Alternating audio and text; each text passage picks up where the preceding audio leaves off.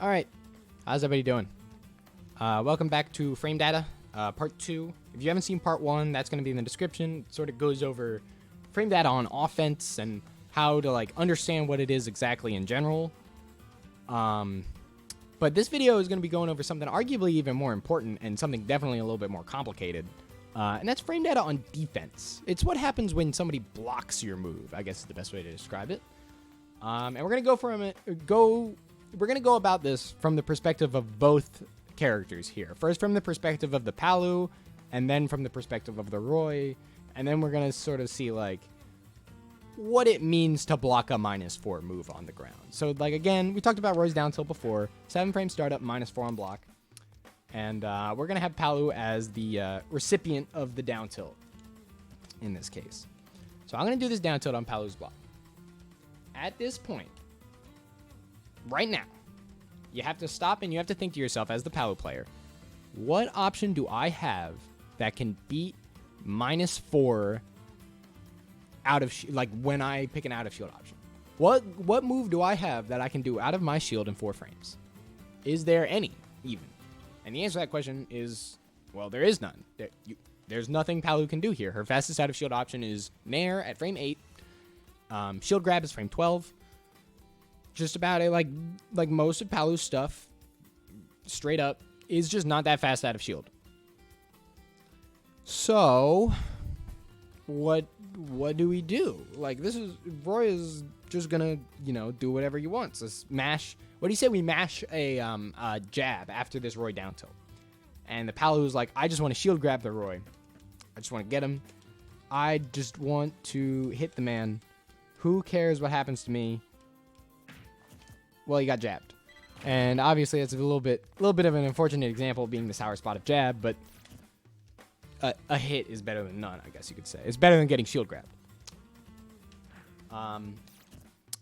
So that's obviously, as the Palu player, that's not really what we're looking for. We're not looking to allow the Roy to open us up for free like that because we felt like we wanted to just completely reverse the scenario.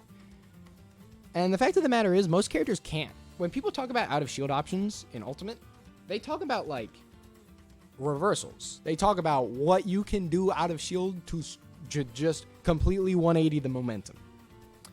And the list of characters in this game that can do that in 4 frames is slim to none. It's like Mario, it's Luigi if the pushback isn't too bad, if I'm not mistaken.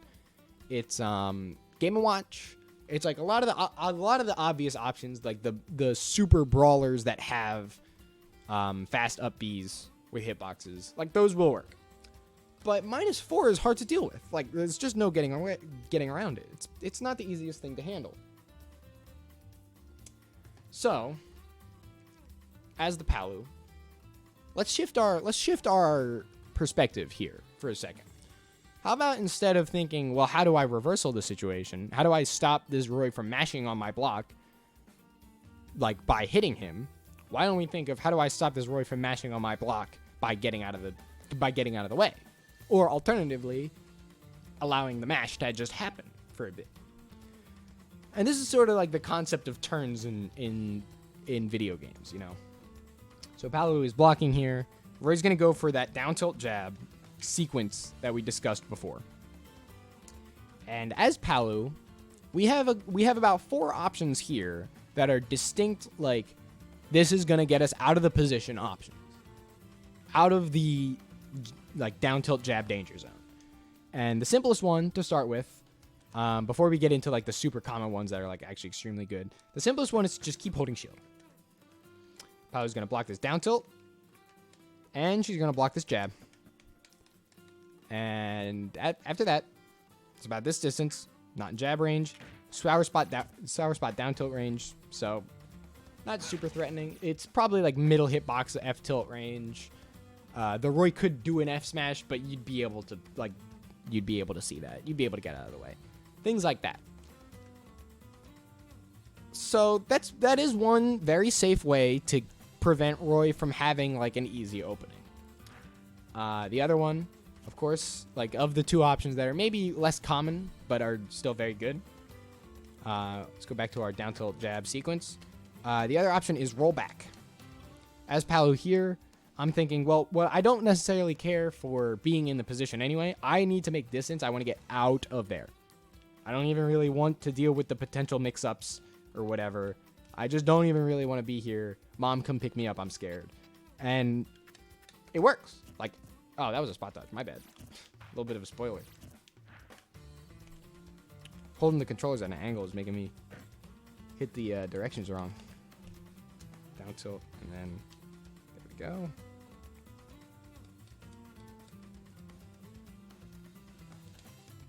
There we go. Now my mom picked me up. I'm scared. Joke is going to be better. Why am I not doing my A button? Like, did not work there. You get the idea. Jab would whiff because Palu would get out of the way. It's the proven fact. So that's one of 2 ways that you can get out of there. Or 2 of 4 ways that you can get out of there. And those are like the 2 least common ones. Those are the ones you're not going to see too often. So they might work more often than not, for that matter. But the 2 options that are definitely the most common and are important to be able to handle as the player on aggression, which we'll talk about in a bit, is number 1, the ultimate classic. The spoiler I showed off a little earlier. It's the spot dodge.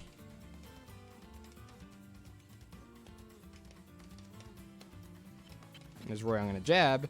And Palutena's just gone. She's just not even here. But what does that mean for Palu? Well, it means a punish. Because, spot dodge canceling. It actually means a jab on block. Not actually a punish. But it reversals the scenario. It makes it so that Roy is not able to continue his pressure. And that's an enticing concept. You don't directly punish the down tilt, but you punish the mash, which is something that a lot of people are going to want to do. It's understandable. The other option, of course, and this is probably the single most common defensive option in Ultimate, at least at like higher levels of play, I would say. If it's not tied with spot dodge, it's probably full hop out of shield. So as Roy, we're gonna do our jab, and Palutena is like other side of the world. Is just a whole other continent at this point. We are not catching this Palu full hop. We simply aren't. And after that whiffed jab, Palu could probably land with an aerial and start her pressure instead. Like, those are the 2 ways that most people are gonna get out of situations, and it's the 2 most common ways because it's probably the 2 best. But, and it's a big but, that doesn't mean we are completely out of a mix-up here.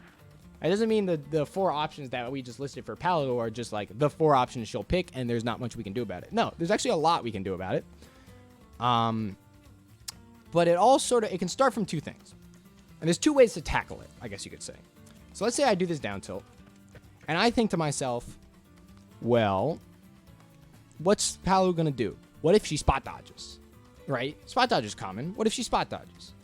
So we're going to have Palu go for a spot dodge. She's going to start up a spot dodge here.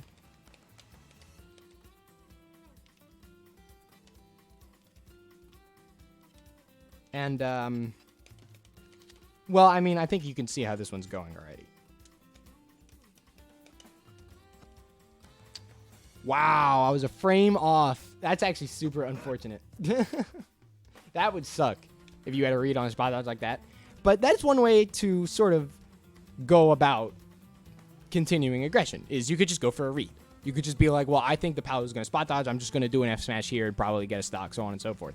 And the risk reward there is what we just saw. If we land that F smash, it can be a stock. If we don't land that F smash and it gets blocked, well, it's the opposite of a stock. It's, in fact, it's potentially we lose a stock. And, even in the best case of scenario, we're probably like pushed to the corner, pushed to the ledge. We don't really have the opportunity to start aggression anymore. And Palu's probably like winning mostly now. So that's like not that is not what we want, especially considering that if Palu picks an option that isn't a spot dodge, it probably isn't going to work to begin with anyway. So maybe an F smash after that down tilt just to read one of the 4 options that we have. And it is a 25% chance, admittedly. A 25% chance if you don't mess up the F smash. If you're willing to, bank on a 1 in 4, you can go ahead. Feel free. It's a little skewed in your favor because spot dodges are so common, but it's a 1 in 4. But what happens if Palu doesn't do that, though?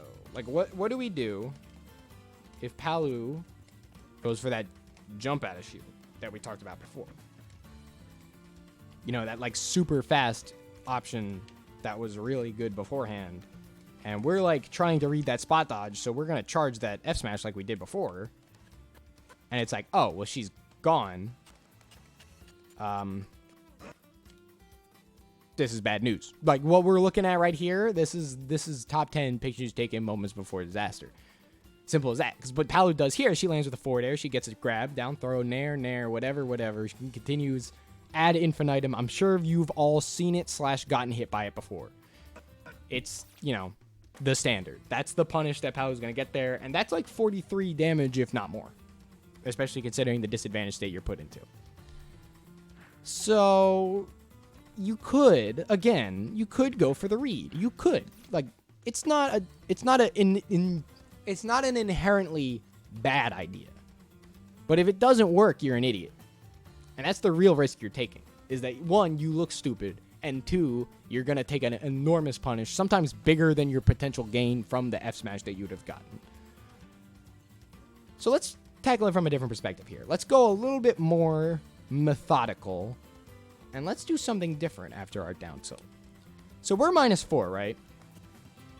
And at the end of the day, that's still minus. We still don't have an advantage here. So how about we say, let's just not do anything. Let's say the Palu's going to go for a buffered spot dodge because she's spooked.